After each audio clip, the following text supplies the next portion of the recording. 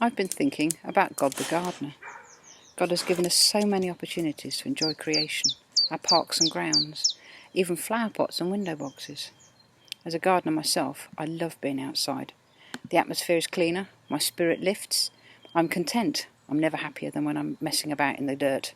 Just ask my mum. Adam, in Genesis 2:15, was the first gardener, but he failed to be honourable, and so he was expelled from Eden.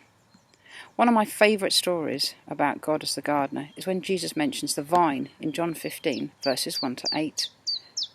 This is a story that's close to my heart. For more years than I care to remember, I looked after 3 vines growing in a special greenhouse, a vinery.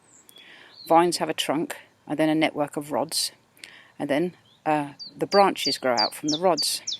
Every year, the rods produce extra branches on which the grape clusters grow. When I became head gardener, it was necessary to heavily prune the vines so that as they had been basically too large for the space that they were in. They couldn't produce really good fruit because they were crowding each other out and reducing light and air. This really heavy pruning was done one cold January morning while the vines were dormant, and a substantial amount of vine was removed. As the vines began to grow again, they didn't like the heavy pruning and began to weep sap from the cuts for several weeks until the wounds fully healed.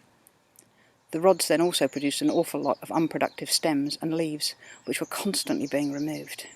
Eventually, the vines began to settle down and produce flowers, followed by fruit, yet still they produced lots of leafy, unproductive branches.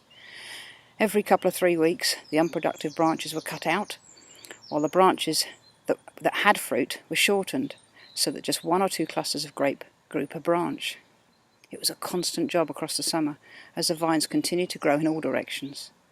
At the end of the summer, then the leaves were all removed to allow light into the quickly ripening fruit. It's a lot of work to produce good fruit. Isn't this a picture of our own lives?